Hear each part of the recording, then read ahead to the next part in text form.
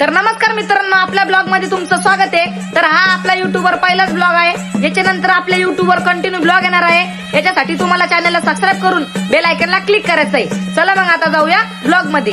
आणि बाहेर गंधादा उभा होता किती वेळचं, कारण की आपल्याला जायचं होतं आप्पावर चहा प्यायला। आणि गंधादा तर बघा कसा जादू बनून बसला, आणि ते वरती गोप्याचं काय भाऊ, मोठे लोक येते। आणि तितक्यात आला गंधाच्या फोनवर करंदाचा फोन, कारण की ते 20 दिवसाच्या ट्रिप साठी गेलेले होते। बद्रीनाथ, केदारनाथ, खाटूश्याम ते सगळे देव करून येणार होते। काय आता ते देवधर्मी माणसं आहे। मग निघलो आपण आप्पावर चहा प्यायला, आणि आपल्या टीव्ही सेंटर सिग्नलवरचं सगळं अतिक्रमण तोडून ठेवलेलं होतं।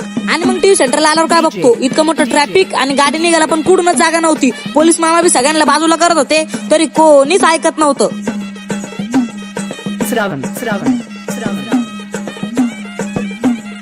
आणि तितक्यात भेटला आपल्याला आपला मित्र म्हणजे चिंट्या।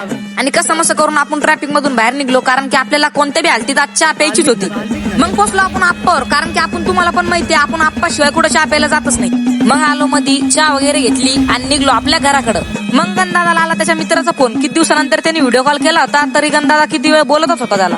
आणि याच्यानंतर आपल्या युट्यूबवर कंटिन्यू ब्लॉग येणार आहे। किती दिवसाचं ब्लॉग बनवायची तयारी होती, पण काही ब्लॉग बनवायचं ठरलं पण जमतच नव्हतं। पण याच्यानंतर आपलं ब्लॉग बघायचं विसरू नका बरं का।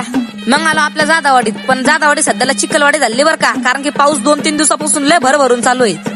ब्लॉग आवडला असेल तर चॅनलला सबस्क्राईब करून बेल आयकॉनला क्लिक करा। तर भेटूया मग आता पुढच्या ब्लॉग मध्ये। पुढचा ब्लॉग पाहायचं विसरू नका।